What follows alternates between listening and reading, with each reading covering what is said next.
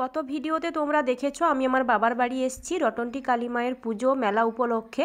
তো আজকে সেকেন্ড দিন, মানে রটন্টি কালী মায়ের পুজো গতকাল হয়ে গেছে, আজকে পরের দিনকার ভিডিও।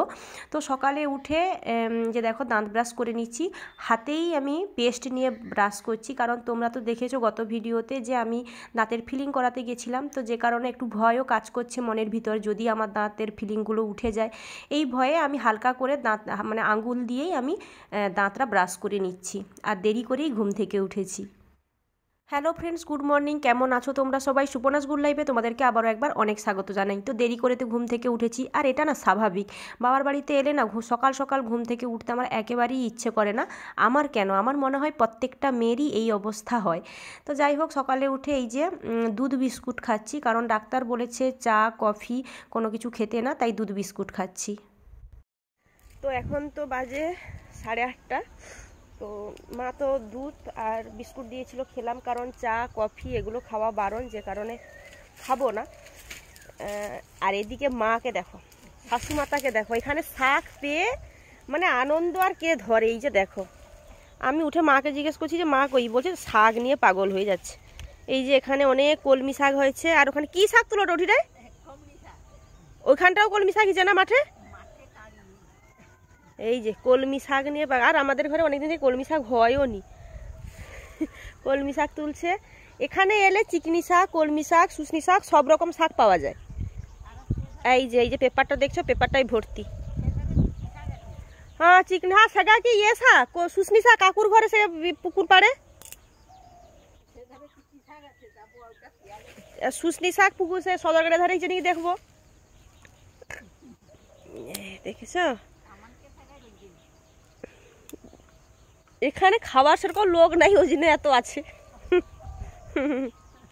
আমি ওটি মা কাইনা তো সাউরি শাক লিগি পাগলা হি যায়, পাগলা হোক। পকা টকা নাই।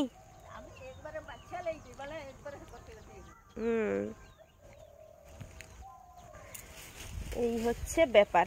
তো তুলো শাক তুলো।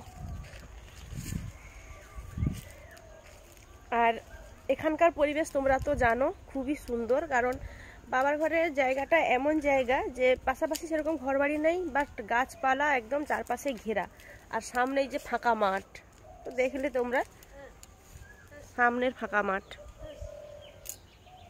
আর মায়ের এটা হচ্ছে সবজি বাগান, দেখো তোমরা সবজি বাগান সামনে, তোমরা দেখো।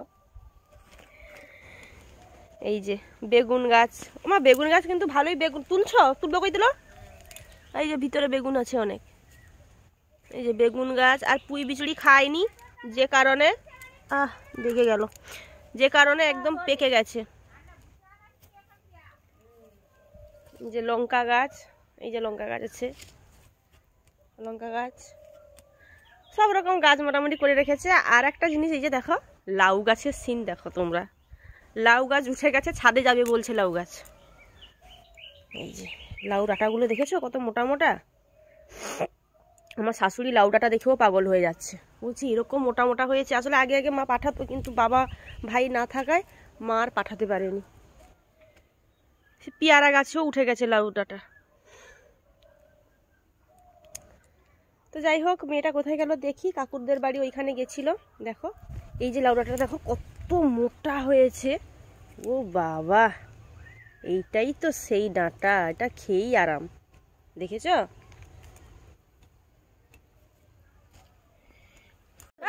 সে পায়ে কি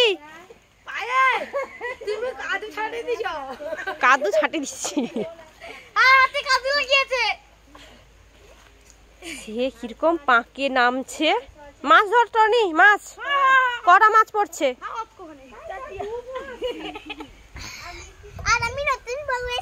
হ্যাঁ এই যে নতুন বউ, তা দিদুনের শাড়ি পরে ঢং দেখাচ্ছে। আমি এরকম বাড়িতে পড়ি,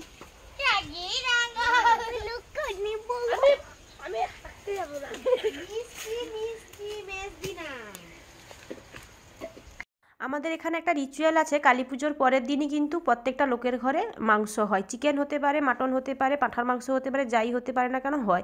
এখানে পিসিমণিরা সবাই খেতে বসে গেছে। আমার কাকুর মেয়ে আর পিসিমণির মেয়ে দুজনের মাঝখানে আমার মেয়ে বসবে বলে কিন্তু খুব বায়না করছে। তো যাই হোক, অবশেষে গাল ফুলিয়ে বসেই পড়লো। আর এখানে দেখো আমার শাশুড়ি মা, শ্বশুর আর বাবার একজন বন্ধু এসছে, এরাও খেতে বসে গেছে। তো আজকের দুপুরের লাঞ্চের মেনু ছিল কুন্দলি আলু ভাজা ছিল, তারপরে লাল শাকের তরকারি ছিল, মুরগির মাংস ছিল, আর হচ্ছে গিয়ে ওই দই মিষ্টি পাঁপড় যেগুলো থাকে, চাটনি, এগুলোই ছিল। তো এখানে সবাই তো খেতে বসে গেছে, শেষে আমি বসবো। আর আমি বলছিলাম যে পিসিমণি তোমরা বসো, আমি মা কাকিমা তিনজনই তো বাকি আছি, আর বাবাও তো বসে পড়বে, তিনজন লাস্টে বসে পড়বো। তো পিসিমণিটা বলছে কেন একসাথেই বসবো, একটা দিন সুযোগ পেয়েছি। তো এই জাস্ট কথাগুলো হচ্ছে। আর সবাই একসাথে বসে খাওয়ার মজাটাই আলাদা, তোমরা তো সবাই জানো। আর যে কোনো একটা অনুষ্ঠান যদি হয় মানে আর তো বলার অপেক্ষা থাকে না। আর চিকেন যেহেতু হয়েছে, আর আমার দাঁতের তো তোমরা জানো ফিলিং করিয়েছে, তো ভয়ে আমি মোটামুটি খাচ্ছিলাম। অনেকক্ষণ ধরে আমাকে খেতে হয়েছে আস্তে আস্তে করে, সামনের দাঁতে আমি কোনো রকম কোনো চাপ দিইনি। তো যাই হোক, দেখা হচ্ছে আবার সন্ধ্যার সময়। তো ঠিক আছে, চলো খেয়ে নিই, খেয়ে আবার তোমাদের সামনে আসছি। তো গুড ইভিনিং বন্ধুরা, এখন বেরিয়েছি একটু মেলার দিকে যাব। তো কালকে তো আর সকালে যাওয়া হয়নি, আর বলির সময়ও তো যাওয়া হয়নি, যা সন্ধ্যার সময় একটু গেছি। না, বলির সময় যাইনি। তুমি গেছিলে তো, বলির পরে গেছিলে। তুমি যাওনি? আমি মানে সন্ধ্যার সময় গেছিলাম, মানে তুমি ঘুমিয়ে যেতে গেছিলে। কালকে মাঝরাত্রে কোথায়? 10টার সময় গেছিলাম। ওইটা মাঝরাত হয়ে গেল নাকি? ওই খাওয়া দাওয়া করে গেছিলাম। তো আজকে ভাবলাম এই যে মেয়ের ঘুম চলে এসছে চোখে, কারণ দুপুরে ঘুমায়নি, তো ঘুম এসছে, তাই ভাবছি যে না একটু ঘুরিয়ে নিয়ে আসি মেলা থেকে, তাহলে ঘুমটাও ছেড়ে যাবে আর এদিকে মায়ের রান্নাবান্নাও হয়ে যাবে। তো আরও পিসমনি কারা যাই দেখি, সে ঘরে যাই, কাকুর ঘরে ওরা আছে। তো ঠিক আছে, চলো তোমরাও সাথে থাকো, দেখতে থাকো। তো আমাদের মেয়েদের একটা জিনিসই চোখে সবসময় পড়ে, সেটা হচ্ছে এই যে বিভিন্ন জুয়েলারির দোকান, মানে অনেক রকমের কানের, গলার, হাতের অনেক কিছু আছে। তো এই দোকানটাই ফার্স্ট আমাদের চোখ যায়। তো এখানে মেয়ে বায়না করলো একটা, না মেয়ের জন্য না, এটা ভাগ্নির জন্য নিচ্ছি, কারণ মেয়ের মাথার ওই হেয়ার ব্যান্ডেডটা কিন্তু আমার কাকিমা কিনে দিয়েছে। তো এটা আমি আমার রিমির জন্য, ভাগ্নির জন্য নিলাম। তোমরা দেখে বলো কেমন হয়েছে। আর ওই যে রেড কালারটা দেখতে পাচ্ছ, ওটা আমার মেয়ের জন্য নিয়েছি, আর ওটা হচ্ছে ভাগ্নির জন্য। তো মেয়ের জন্যটা আমার কাকিমা কিনে দিয়েছে। তো এখানে কাকুর মেয়েরা সবাই আছে, তো কারা কি নেবে এই কথাই হচ্ছিল যে তোরা কে কী নিবি বল। তো তাদেরকে তাদের পছন্দের মতো কিছু জিনিস কিনে দিলাম। কার কোমরের পেটি, কারণ সামনে সরস্বতী পুজো, কোমরে পড়বে। আর আমার কাকুর মানে আমার মাধু কাকুর মেয়ে, সে একটু বড় হয়েছে, এই বছর এইচএস দেবে, সে একটা কানে পছন্দ করলো, কানে নিল। আমি নিজেও আমার নিজের জন্য কানে নিলাম, আমার ননদের জন্য নিলাম। আর পিসিমণির মেয়ে বললো যে একটা ব্যাগ নিবে, ব্যাগ, এরকম মোটামুটি যার যা পছন্দ তাই কিনে দিচ্ছিলাম। কিন্তু আমার মেয়ের কি বলবো, একটা জিনিসকে বায়না করলো যে একটা জিনিস নেবে, সেটার দাম 450 টাকা। তো এটা কি কিনে দেওয়া সম্ভব? তোমরাই বলো। তো তাই রাগ করে দাঁড়িয়ে আছে।